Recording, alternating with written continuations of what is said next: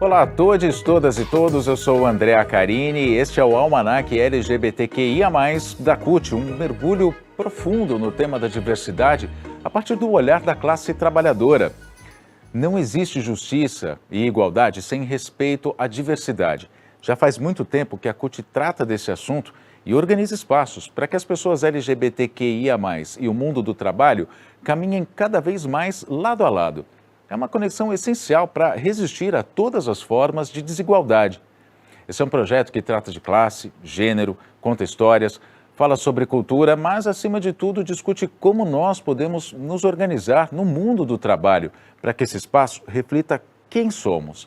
A gente acredita no poder libertador do conhecimento e da organização na luta contra o preconceito e contra os tempos sombrios. Eu quero começar essa nossa conversa contando para você o papel da CUT na construção dessa diversidade. A Jandira Uehara é secretária de Políticas Sociais e Direitos Humanos da Central e vai falar para a gente um pouco sobre essa proposta. Jandira, esse almanac pode ser considerado um marco na história da CUT? Oi, André. A CUT nasceu na luta contra a ditadura militar, para organizar a classe trabalhadora contra a exploração capitalista e todos os tipos de opressão. E as pessoas LGBTIs, juntamente com as mulheres e os negros e negras, sofrem no Brasil todos os tipos de violência, discriminação e cerceamento dos seus direitos básicos. Portanto, nada mais justo e correto do que a CUT incorporar essa luta e defender os direitos das pessoas LGBTI, organizando coletivos nos sindicatos, lutando contra a violência e as discriminações, combatendo o assédio moral e, principalmente, a ofensiva conservadora que se instalou nesse país desde 2016. Queremos fazer muitas ações educativas e formativas para que as pessoas tenham a cada dia mais consciência de classe, de gênero e de raça e respeitem a diversidade existente na classe trabalhadora. E embora os coletivos LGBTI existam há mais tempo na CUT, desde 2018 estamos trabalhando muito intensamente em parceria com o Centro de Solidariedade, em ações e atividades para apresentar e compilar nesse almanac como uma contribuição às lutas históricas por direitos dessas pessoas. A CUT busca ainda uma grande articulação, uma luta unitária pelas liberdades democráticas, pelos direitos de toda a diversidade da classe trabalhadora, por um país livre de preconceito, discriminações e todo tipo de opressão. Nós nos somamos a quem quer derrotar definitivamente o neofascismo e o neoliberalismo que assola o nosso país, com quem quer acabar com o sofrimento, com as violências, com as opressões e as desigualdades, e começar um tempo de liberdade, de igualdade, com o fim das opressões e da exploração capitalista. Esse almanac, e principalmente o trabalho de formação e organização nas bases que fazemos junto à classe trabalhadora para combater a discriminação, o preconceito e o conservadorismo que oprime, violenta e mata, é uma contribuição que nós queremos dar a todo o movimento LGBTI no Brasil. E, por fim, dizer que a luta pela diversidade é uma luta central. Viva a diversidade, viva a luta LGBTI, viva a classe trabalhadora. Esse projeto é mais uma parceria da CUT com o Solidarity Center, ligado à FLCIL, maior organização sindical dos Estados Unidos e do Canadá. A entidade apoia projetos em diversos países. Quer ver só? Oi, André. Sou Alexis de Simone, do Centro de Solidariedade. E o Centro é a maior organização de cooperação sindical global nos Estados Unidos. A gente trabalha em 63 países no mundo, na África, na Ásia, no Meio Oriente, na leste da Ásia e na América Latina. E em todos esses países, a nossa missão é lutar de lado a lado com os trabalhadores e trabalhadoras para construir o poder da classe trabalhadora, para defender seus direitos humanos, a igualdade racial e de gênero, e também os direitos da diversidade sexual. Em muitos desses países onde a gente trabalha, a gente está apoiando iniciativas na sua infância. E isso não é o caso na América Latina, especialmente no Brasil, onde o movimento sindical brasileiro realmente é o pioneiro no trabalho para criar uma igualdade plena para a classe trabalhadora, com um entendimento de que se algum de nós está excluído, se algum de nós está marginado, se algum de nós não pode desfrutar dos nossos direitos, isso oprime o piso para toda a classe trabalhadora. O trabalho do coletivo LGBT da CUT é muito importante, porque é uma organização orgânica de trabalhadores que foram historicamente excluídos, que decidiram tomar o seu poder, criar e construir mais poder e servir de lição para todo o movimento sindical no Brasil e ao nível global, de como a gente pode nos apoiar entre outros para construir um movimento sindical que apoia realmente toda a classe trabalhadora. Então, eu estou muito animada para a gente poder compartilhar este almanaque, para a gente poder fazer traduções para que se possa ler em outros países onde o movimento LGBT e o movimento sindical não tem essa relação de trabalhar tão profundamente em colaboração. Então, parabéns nessa produção, é excelente e eu estou muito animada que o Centro de Solidariedade pode fazer parte desse processo tão importante. Você sabia que antes do arco-íris se tornar o ícone do movimento, o símbolo era um triângulo rosa? Pois é, esse triângulo era usado para identificar homossexuais nos campos nazistas e se tornou símbolo de resistência. Mas ativistas, lá no fim da década de 1960, tiveram a ideia de um símbolo que até hoje, além da resistência, representa a alegria e a inclusão. Assim surgiu o arco-íris. E cada cor tem um significado. O vermelho representa a vida, o laranja, a saúde, o amarelo representa o sol, o verde a natureza, o azul simboliza a harmonia e o roxo, o espírito. Essas cores e também a sigla LGBTQIA+, representam décadas de lutas. Mas será que todo mundo sabe exatamente o que significa cada letra? Vamos dar uma olhada no significado delas. Por muito tempo, a gente falava GLS para definir gays, lésbicas e simpatizantes. Porém, a batalha de outros grupos por visibilidade fez com que essa composição se transformasse e acompanhasse a organização dessas novas identidades. L de lésbicas, refere-se a mulheres que se relacionam com mulheres. G de gays, são homens que se relacionam com homens. B de bissexuais, usamos para quem se relaciona com homens e mulheres. T de transexual, quem assume uma identidade oposta ao gênero de nascimento, tanto corporal quanto psicologicamente. T também de travestis, quem nasceu sob como sendo do gênero masculino, mas se identifica com o gênero feminino sem que reivindique a identidade de mulher. Q de queers, definição para quem integra a comunidade não se define como dos gêneros masculino ou feminino. I de intersexuais, são as pessoas que nascem com anatomia sexual que não é tipicamente masculina ou feminina. A de assexuais, quem não se sente atraído ou atraída por outros indivíduos. Mais, sinal utilizado para englobar quem não se identifica com nenhuma dessas definições.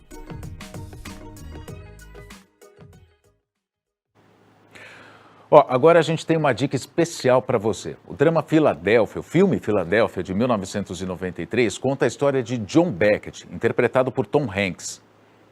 Ele é um advogado homossexual de uma carreira brilhante, talento incrível, HIV positivo e, obviamente, pela época e pelo tamanho do preconceito, ele tinha que esconder a sua condição.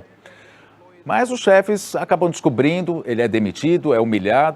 Mostrou lá em 1993, uma época tão conservadora quanto agora, como era a realidade dessas pessoas que sofriam essa discriminação não só no mundo do trabalho, como na sociedade.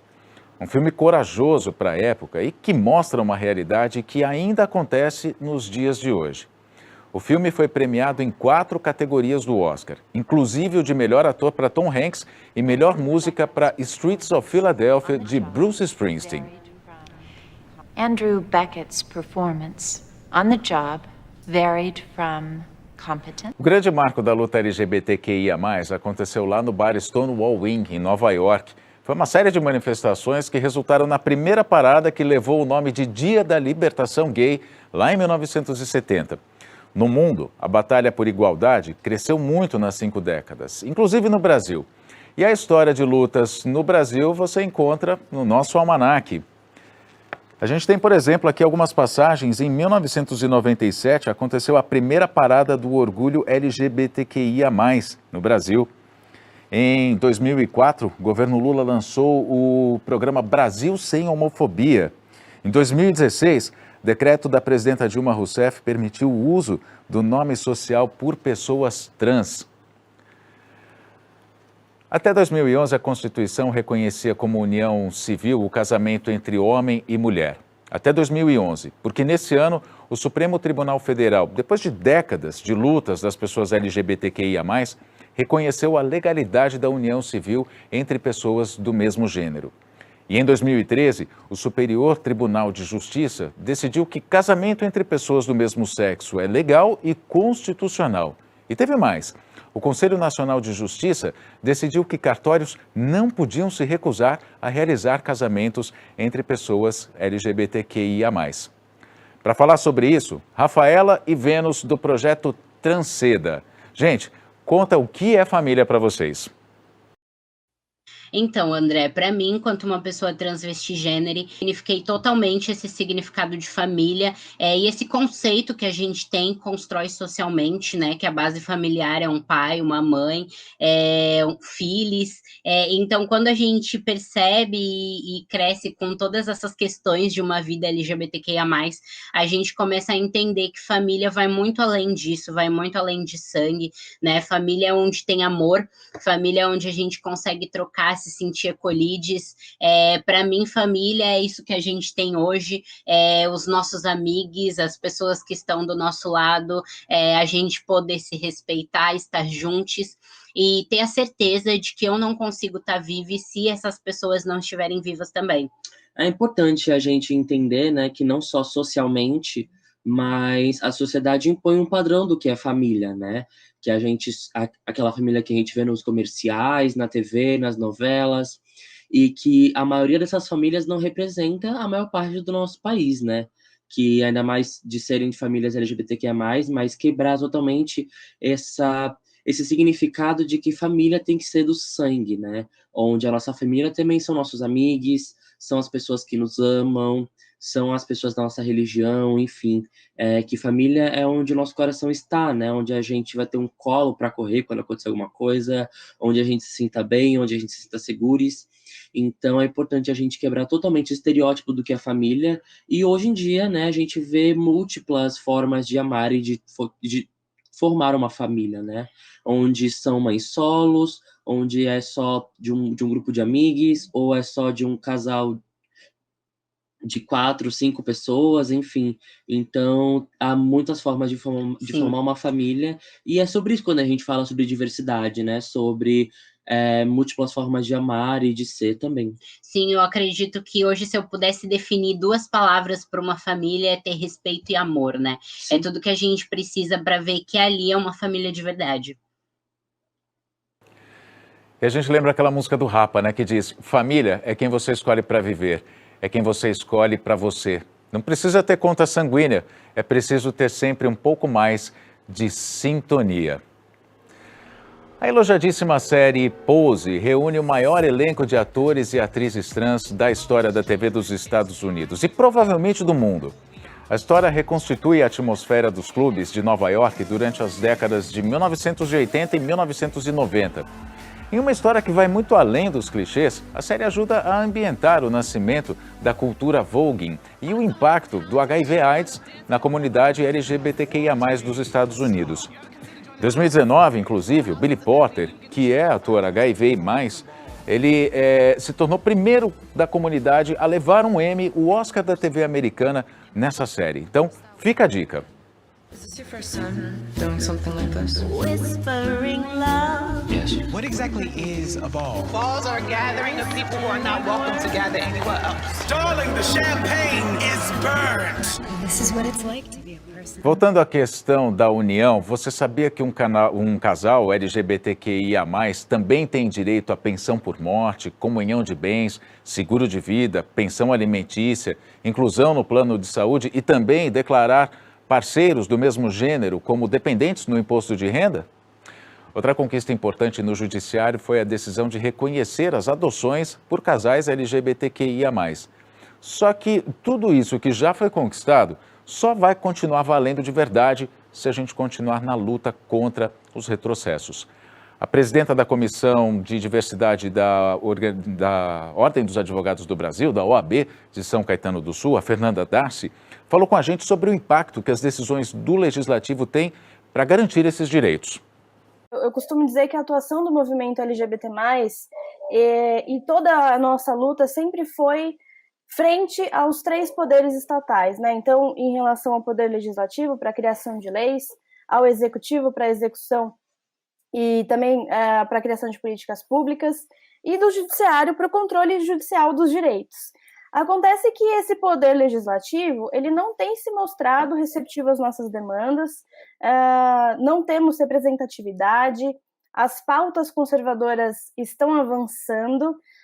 Um exemplo disso é o que acontece, o que a gente tem visto que está acontecendo em relação às ameaças e agressões às vereadoras e deputadas trans, que estão sendo noticiadas, né? Então, a gente acaba se socorrendo do judiciário, e isso com base, principalmente na Constituição Federal, né? Então, a gente fala da Constituição, ela trouxe uma grande mudança jurídica em relação, por exemplo, à pluralidade nas famílias, né? Então, ela trouxe essa previsão de que, a partir dela, as famílias elas são plurais, não é mais aquele modelo tradicional de pai, mãe e filhos.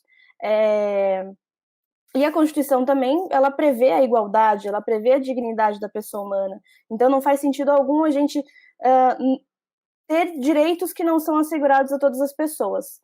É claro que a gente destaca o julgamento de 2011 do STF, que trouxe a possibilidade da união homoafetiva, e com isso as famílias formadas, né, por pessoas LGBTs, elas alcançam o status de família. Até então não éramos considerados família, né? A gente não tinha os reflexos desses direitos e etc. Então, a partir dessa decisão, que a gente comemora os 10 anos nesse ano, outras diversas decisões vieram no âmbito do STF, e a partir delas a gente, né, começou a garantir outros direitos, que são direitos que já existiam, como, por exemplo, a retificação de registro civil de pessoas trans, né, o nome e sexo, a doação de sangue,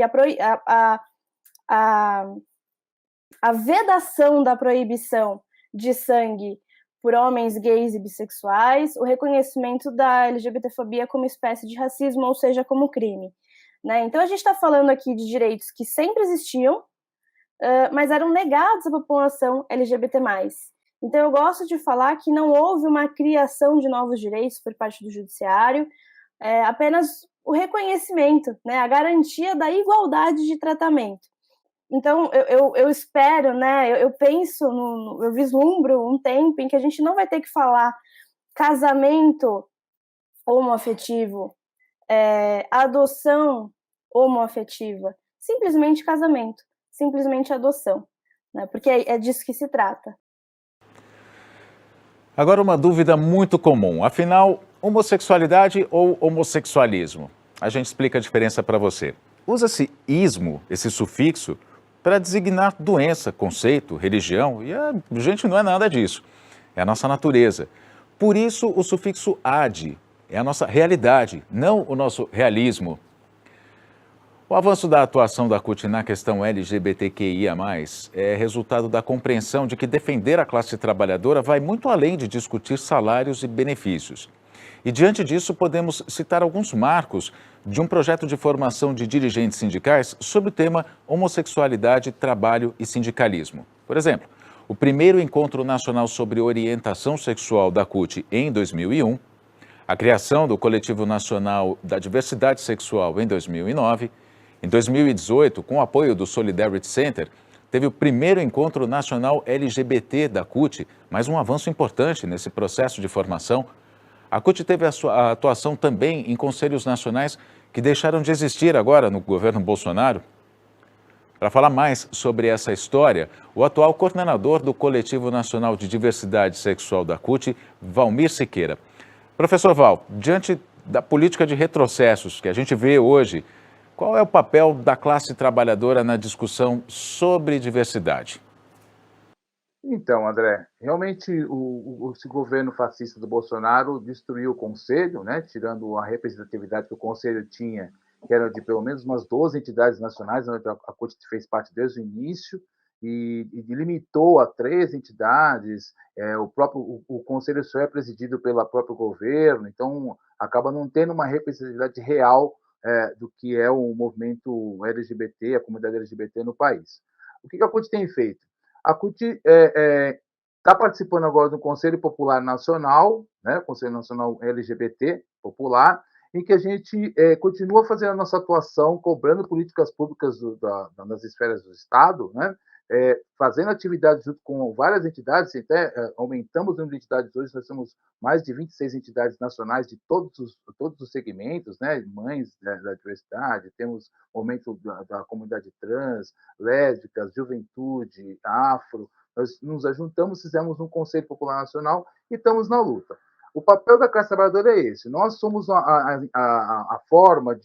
nossa forma de organização nos permite levar a população para a rua, nos permite ter essa organização do trabalhador formal, e a nossa luta hoje é para trazer os trabalhadores que estão na informalidade para dentro do universo sindical, para dentro do universo da luta, e lutar para que, com essa representatividade LGBT, né? Porque nós defendemos a comunidade, os trabalhadores, e sabemos que dentro da classe trabalhadora nós temos negros, jovens, mulheres e LGBTs. Então, a nossa luta, a nossa participação é com a nossa organização sindical, com a nossa forma de organização sindical, contribuir para a comunidade LGBT, para colocar na pauta do trabalhista, nas reivindicações, nas convenções, colocar as pautas e as especificidades da comunidade LGBT. Então, essa é a nossa participação, essa é a participação que a CUT, a Central dos Trabalhadores, com o seu coletivo LGBT, tem contribuído, tem colocado à disposição da comunidade como um todo, para acabar com a discriminação, para acabar com a LGBTQI-fobia, para acabar com todas essas atrocidades, assassinatos que o Brasil tem passado e tem sido, infelizmente, o líder, né, de toda essa agressividade, de toda essa falta de respeito e a falta de respeito com o direito do cidadão, né, e da cidadã. Então, nós temos a nossa luta, a nossa participação é essa, com a nossa organização, com a nossa militância interna, fazer o elo com a comunidade LGBT e trazer isso para dentro do dia a dia do trabalhador e trabalhadora LGBTQI+. O tema LGBTQIA+, durante muito tempo, foi um tabu no meio sindical. Mas por quê? Olha só. No 7º Congresso Nacional da CUT, realizado em 2000, a Central realizou uma pesquisa com os delegados e delegadas para saber a opinião dos trabalhadores sobre a importância de temas LGBTQIA+, no mundo do trabalho. 1.262 questionários foram respondidos. 90% apontaram que o direito à liberdade de orientação sexual deve ser incorporado aos direitos humanos. 94% indicaram que os direitos sexuais são direitos individuais.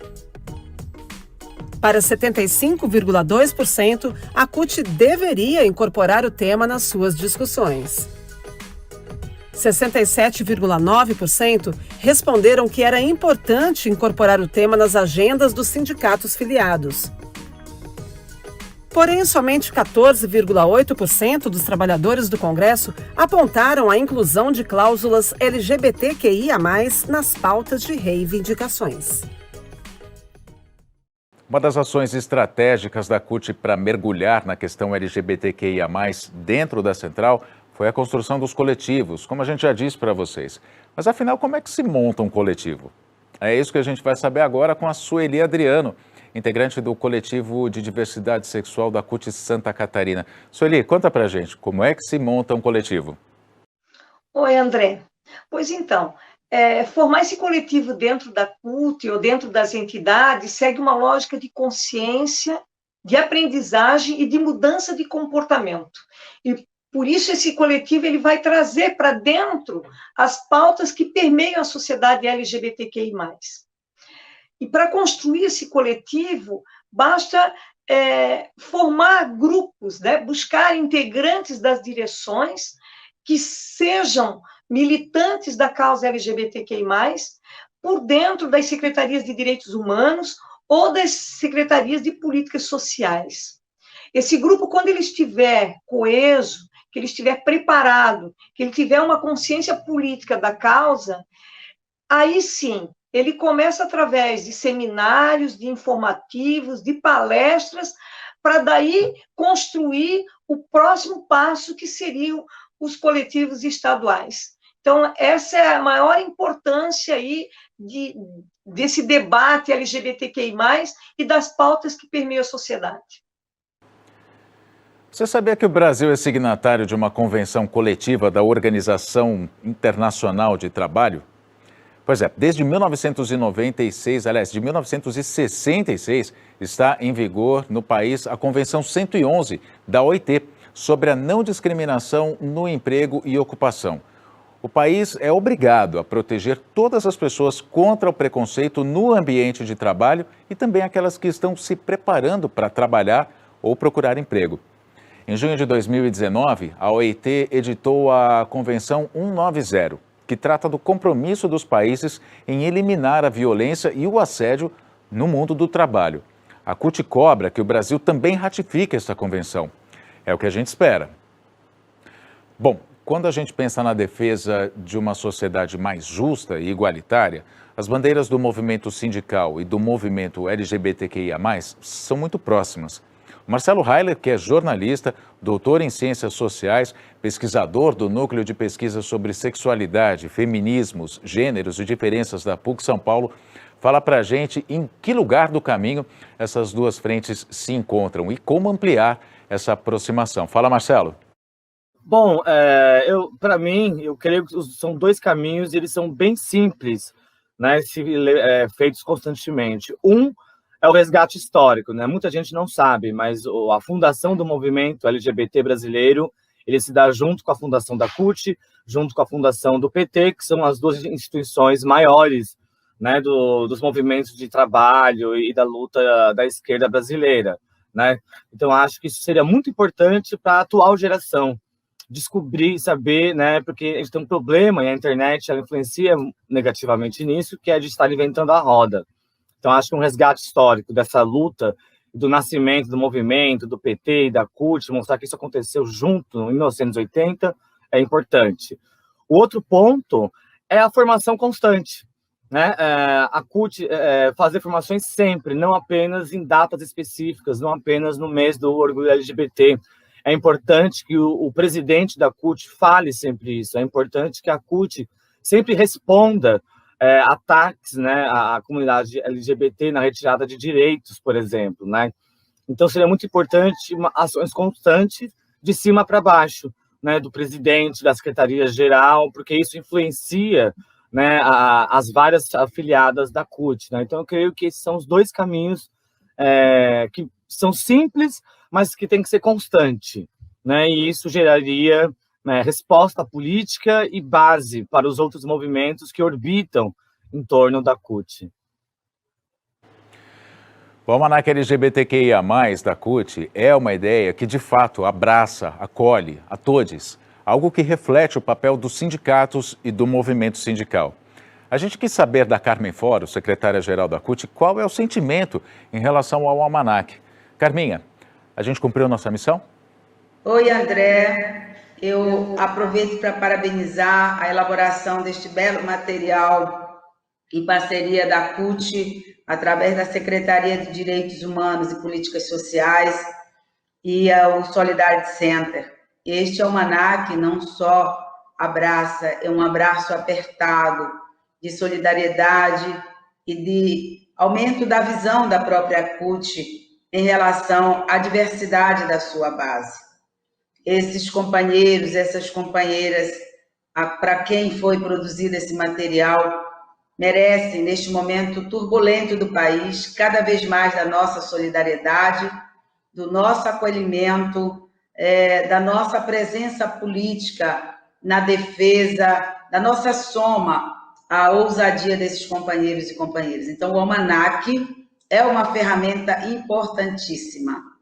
Eu distribuí o almanaque para várias pessoas e as pessoas ficaram muito felizes, porque a gente não só fala, mas acaba produzindo, através desse almanaque, uma reflexão, uma proposição, uma leitura da necessidade da gente continuar abraçando mais a classe trabalhadora e sua diversidade. Então, parabéns a todos e todas que ajudaram a construir esse importante instrumento que é este almanaque. E o Sérgio Nobre, presidente nacional da CUT, também fala da importância desse projeto. Fala aí, Sérgio. Oi, André, quero saudar você e todos que nos acompanham nesse programa. Com certeza o almanaque chega em muito boa hora, porque infelizmente o preconceito tanto na sociedade quanto nos locais de trabalho é muito grande. Recentemente eu vi um dado de uma pesquisa estarrecedora, uma das muitas que tem sobre esse tema, que mostra que 1/4 das empresas, dos empresários, não contratariam um trabalhador ou trabalhadora para cargo de direção, cargo de chefia, se for da população LGBTQIA+. Eles não escondem o preconceito. Por isso que os nossos sindicatos de base têm criado comitês em defesa dos direitos, contra o preconceito da população LGBTQIA+. E, com certeza, o almanaque vai ser um grande instrumento de educação política nos locais de trabalho e também de orientação para a nossa militância que trabalha com esse tema. Quero aproveitar para saudar e agradecer a companheira Jandira e toda a sua equipe que tem trabalhado para viabilizar a realização do almanaque. Também os parceiros, e dizer que o trabalho da companheira tem sido um trabalho brilhante na nossa Secretaria de Políticas Sociais e Direitos Humanos da CUT. Parabéns a todos e um grande abraço. Como a gente está vendo, a relação da CUT com o movimento LGBTQIA+, é longa. Mas o que nem todo mundo sabe é que a Central sempre esteve presente na Parada do Orgulho LGBT de São Paulo, desde a primeira edição. Marcos Freire, que é coordenador do coletivo LGBTQIA+, da CUT São Paulo e da Articulação Brasileira de Gays Sudeste, a Arte Gay, conta pra gente como começou essa parceria. Foi assim, eu participei desde a primeira parada, né, do Orgulho, naquela época era chamado Orgulho Gay, né, em 1997, e eu estava quanto meu sindicato, né. Eu lembro que ali, que é o Sindicato dos Metroviários, eu lembro que ali teve a presença de uma Kombi, né, uma perua Kombi mesmo, que ali foi cedida por um sindicato. Até hoje tem essa dúvida, qual o sindicato que cedeu aquela Kombi. Eu lembro que foi um sindicato cutista, tá? E a partir daí eu comecei a participar das reuniões que tinha no CAI-USP, que era o Centro Acadêmico de Estudos Homoeróticos da USP, né? Eu nunca fui uspiano, mas eu comecei a integrar, a participar desse grupo. E a partir daí eu conheci também o Grupo Corsa, e logo em seguida eu já comecei a me envolver com a questão da organização da parada. Aí só em 2003 que eu participei como membro da diretoria, não me lembro mais, acho que eu era do Conselho Fiscal. E ali eu comecei a representar a CUT, né?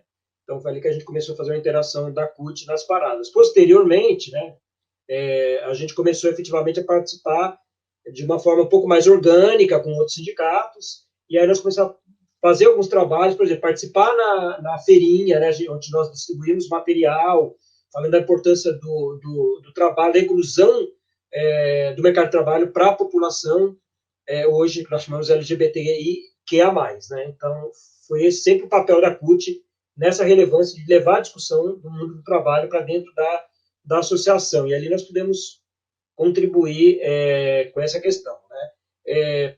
Então, foi essa sempre a participação que nós ficamos durante o tempo. A CUT ficou, inclusive, com carro, que nós trios elétricos também na parada, juntamente depois com outro período, que ficou um longo período também, que foi a própria APOESP, aqui em São Paulo. Né? E outros sindicatos pareceu que não, colocavam também seus trios e não eram ligados à CUT, mas, enfim, foi um pouco essa relação que nós tivemos dentro da Associação da Parada. Agora a gente mostra uma pesquisa inédita do Diese sobre todas as cláusulas presentes em acordos coletivos que tratam de conquistas para a população LGBTQIA+. Nesse levantamento, baseado em dados do Ministério da Economia, a gente percebe que as normas que reconhecem os direitos para os trabalhadores em união homoafetiva são as mais presentes. Olha só. Segundo os dados levantados, as pautas LGBTQIA+, estão presentes em 680 cláusulas de acordos coletivos. O reconhecimento dos direitos para trabalhadores e trabalhadoras em união homoafetiva estão em 266 cláusulas. O combate à discriminação e ao preconceito, a garantia de igualdade de salários e de oportunidades, inclusive na contratação, estão presentes em 226. 110 garantem aos trabalhadores e trabalhadoras em união homoafetiva auxílios como, por exemplo, acesso à assistência médico-hospitalar, benefícios e licenças.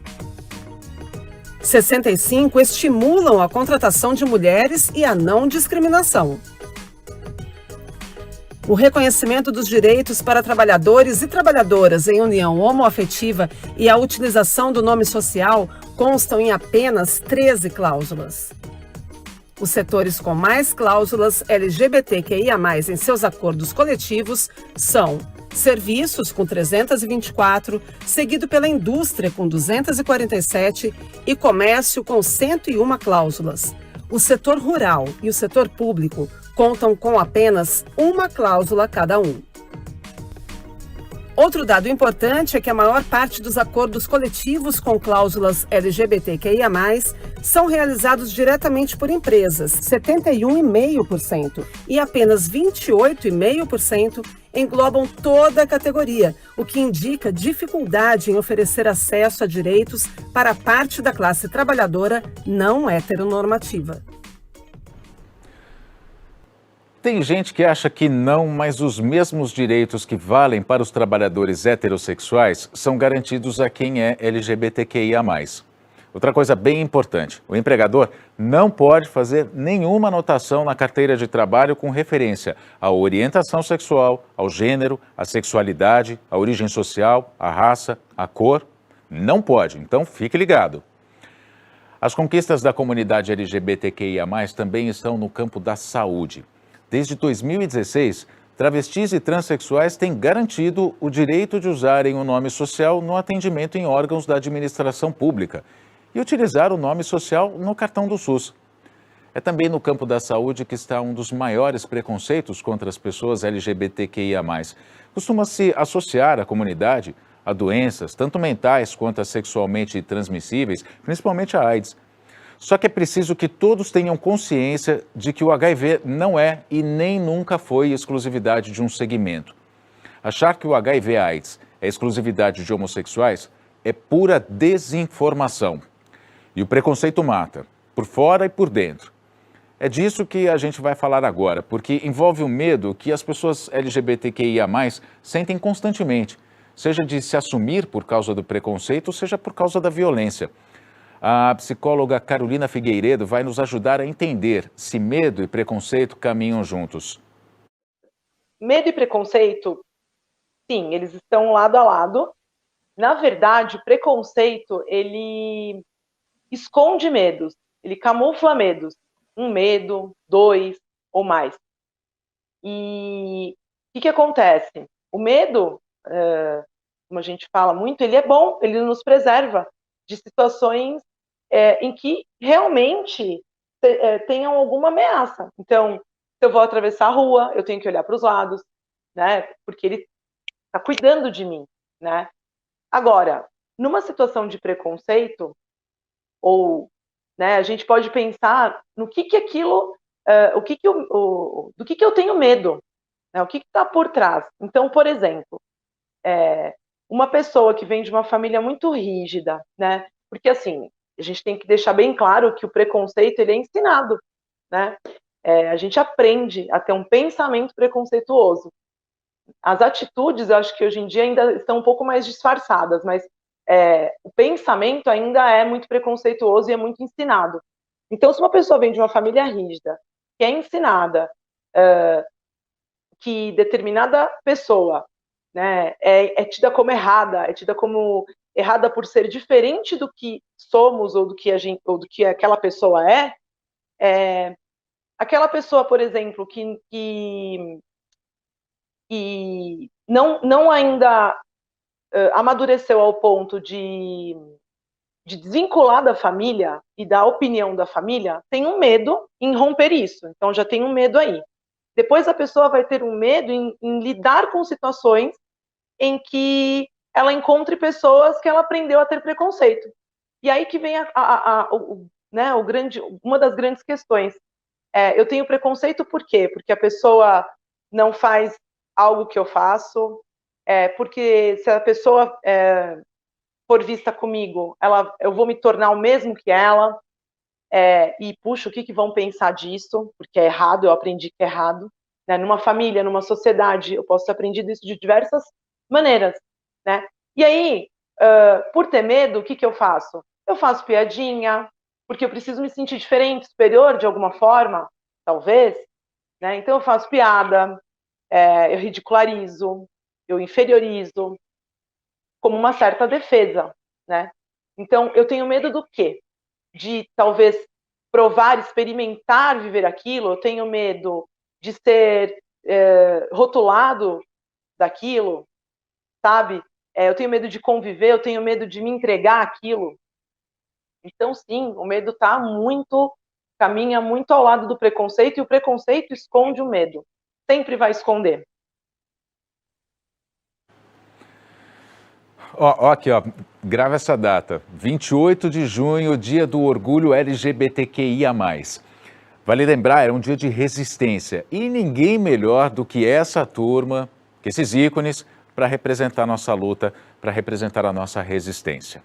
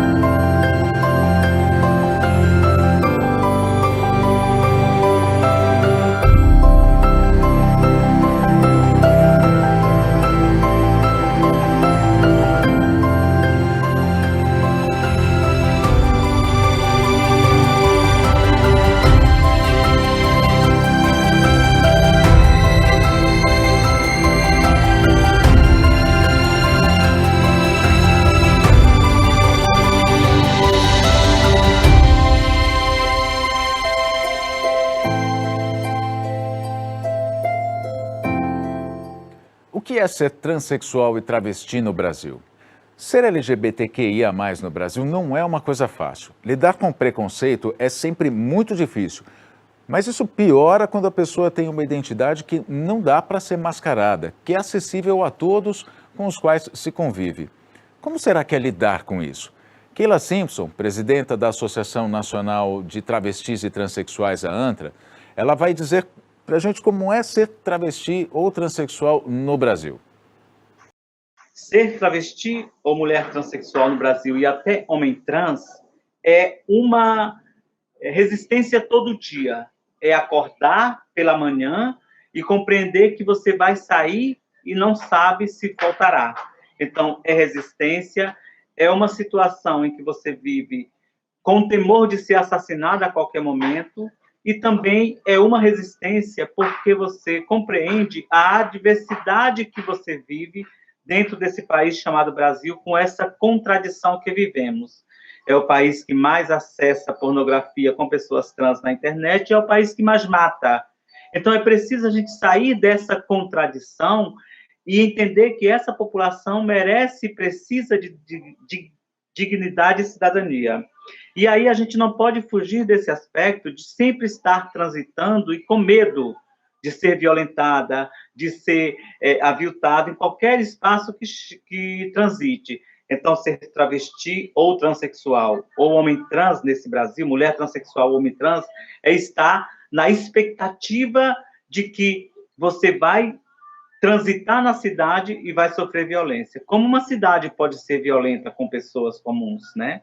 Então, é preciso que nós tenhamos respeito pelo outro, é preciso que nós saibamos que a vida do outro não interfere na minha, que o que nós queremos e desejamos é apenas dignidade, é o direito de viver dignamente com todas as condições que a população cisgênera tem pelo Brasil. Portanto, travesti é sinônimo de resistência, mulher transexual é sinônimo de resistência e homem trans também é sinônimo de resistência, além de todas as outras letras desse universo LGBTQIA+, que temos no Brasil. É preciso respeitar o outro. Respeito prevalece e respeito é algo que a gente pode oferecer sem pedir nada em troca. Contra a violência que a gente sofre, a gente tem que ter em mente uma coisa. Nossa principal luta é derrotar um governo assim. A questão do kit gay 2. Eu não estou perseguindo Boiola, deixar bem claro. O assunto é sério.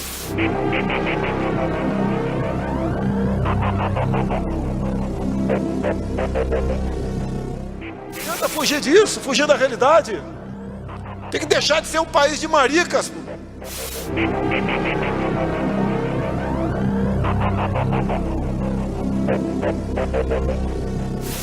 Você tem uma cara de homossexual terrível, mas nem por isso te acusa de homossexual. Se bem que não é crime ser homossexual.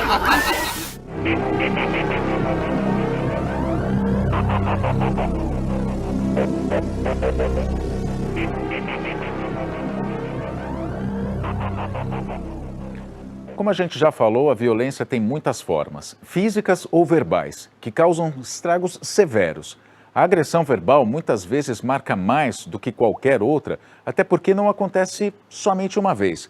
O José Carlos do Prado, Zezinho, secretário de escola e diretor do Sindicato dos Funcionários e Servidores da Educação de São Paulo, a AFUSE, fala o quanto muitas vezes é difícil dessa agressão ser identificada. Fala aí, Zezinho. Então, essa agressão verbal, como é que a gente coíbe isso? Desde que a primeira vez que ela aconteça, a gente não se cale. Ainda que muitas vezes seja difícil essa nossa reação, mas não dá para aceitar. Porque se a gente aceita uma primeira vez calado ou calada, elas continuarão.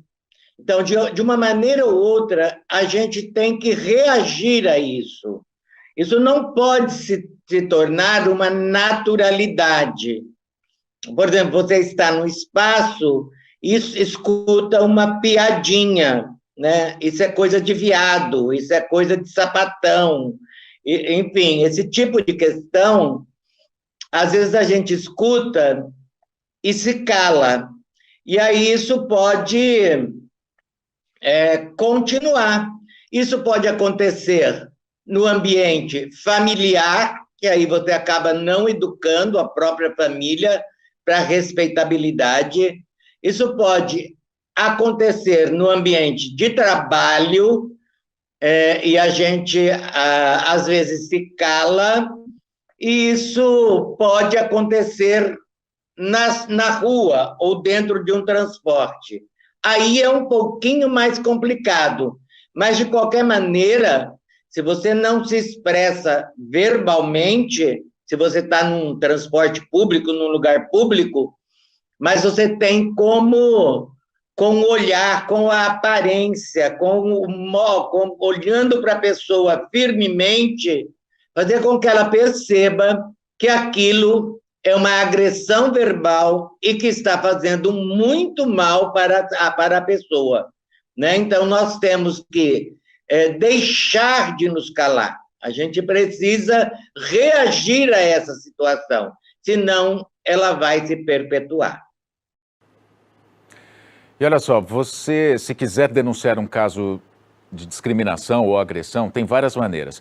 Pode ligar para o 190, canal da Polícia Militar, ou o Disque 100, canal do Departamento de Ouvidoria Nacional dos Direitos Humanos. Os dois atendem 24 horas por dia. E os casos de discriminação na internet podem ser informados pelo site new.safernet.org.br/denuncie. Gisberta Salce Júnior foi assassinada em 2006, aos 45 anos de idade. A travesti paulista foi viver em Portugal na década de 1980, fugindo da violência contra travestis e transexuais no Brasil. Em condições precárias, se prostituiu, contraiu HIV e foi morar em um prédio abandonado. Sofreu constantes abusos físicos e sexuais por um grupo de adolescentes, o mesmo grupo que um dia encontrou Gisberta debilitada e a jogou no fosso do prédio, cheio d'água. Ela foi morta por afogamento. A morte de Gisberta se tornou um símbolo de inspiração para a luta de todos aqueles que acreditam num mundo mais justo e mais digno. Depois desse caso, Portugal inclusive aprovou leis importantes para o público LGBTQIA+. A história completa você encontra no Almanac impresso ou digital. Essa música que você está ouvindo se chama Balada de Gisberta, interpretada de forma brilhante e sensível por Maria Bethânia. É uma linda homenagem a este ícone LGBTQIA+.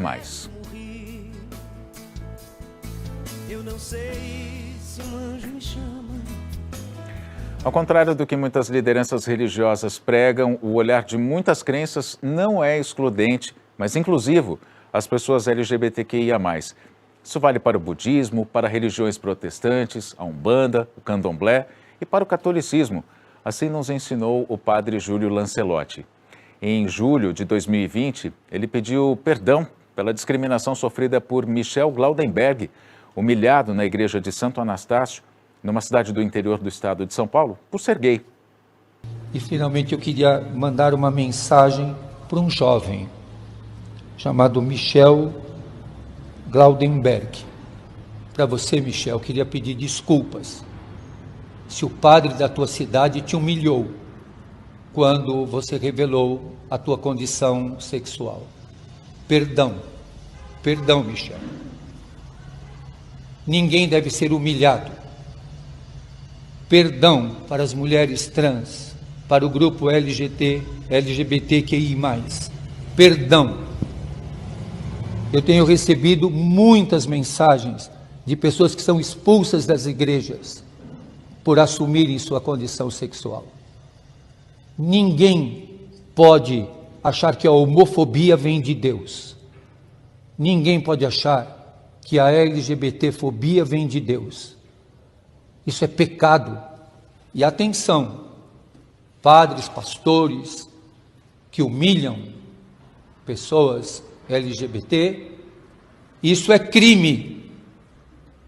Numa cidade onde tem uma única igreja, e o padre ou o pastor expõe uma pessoa, dizendo que ele assumiu que é gay, e expõe ao ridículo diante de toda a comunidade, pode ser denunciado, porque está cometendo crime. Isso é crime. Homofobia é crime. Todos somos irmãos, independente da condição. Todos somos irmãos. Ouçam, Michel, um abraço especial para você. Não se intimide, Deus te ama e te protege. Amém. Além de todas as atrocidades e da violência, a ditadura no Brasil trouxe a institucionalização da homofobia. E muito do ambiente moralista, com valores de combate às pessoas LGBTQIA+, que a gente vive hoje, vem desse período. O advogado e sociólogo Renan Quinalha conta quais as heranças deixadas pela ditadura e como elas são nutridas pelo governo Jair Bolsonaro. A gente pode dizer que a ditadura no Brasil, ela institucionaliza a LGBTfobia, apesar de não a ter criado. Ou seja, a LGBTfobia no Brasil, ela vem de um período muito anterior, desde o processo da colonização portuguesa. Aqui a gente já vê o discurso religioso estigmatizando pessoas LGBTs que são perseguidas, os sodomitas, que sofrem penas bastante severas.